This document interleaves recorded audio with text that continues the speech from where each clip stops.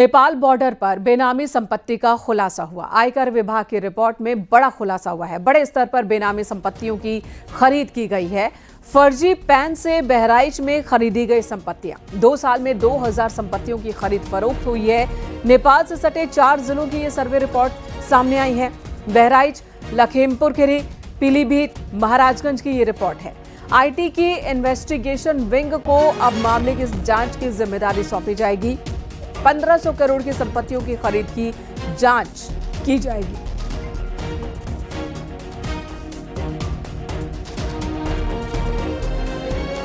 तो फर्जी संपत्तियों की खरीद फरोख्त को लेकर जो जांच पड़ताल हुई है, नेपाल से सटे बॉर्डर पर बहराइच, लखीमपुर खीरी, पीलीभीत, महाराजगंज, इन 4 जिलों में तो चौंकाने वाली बातें सामने आई है।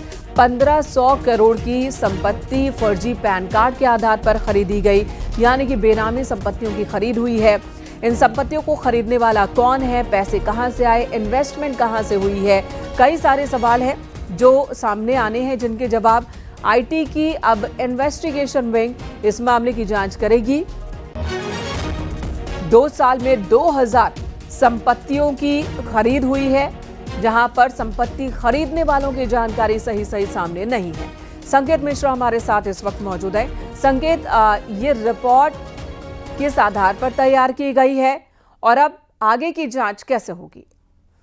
बिल्कुल, देखिए, जिस तरीके से बॉर्डर एरिया की जो जनपद है उनकी बाकायदा आयकर विभाग ने जांच कराई थी, सर्वे कराया था, और उसमें इस बात का खुलासा हुआ है कि फर्जी पैन से बहराइच में सबसे ज्यादा संपत्ति खरीदी गई है। जो बॉर्डर एरिया के जनपद हैं उनमें बहराइच में फर्जी संपत्ति खरीद के मामले में बहराइच नंबर 1 है।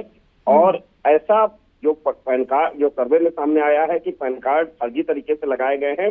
1500 करोड़ की संपत्तियों की खरीद की जांच जो है टीम को मिली थी, जो टीम पड़ताल कर रही थी, और इस पूरे मामले की रिपोर्ट तैयार हो गई है। और जो 4 जनपद हैं जिनमें बहराइच के बाद अन्य भी जो बॉर्डर एरिया के जिले हैं उनमें भी इसी तरीके से फर्जी पैन लगाकर संपत्तियां खरीदी गई हैं। वो लखीमपुर, पीलीभीत, महाराजगंज ऐसे जिले हैं जहां पर बेनामी संपत्ति फर्जी पैन लगाकर खरीदी गई है। और आप ये लोग जिन लोगों ने संपत्ति खरीदी है वो बेनामी संपत्ति है, कौन है वो लोग, अब इन सभी बिंदुओं की पड़ताल होनी है और इसकी रिपोर्ट आयकर विभाग के अफसरों ने भेज दी है शासन को।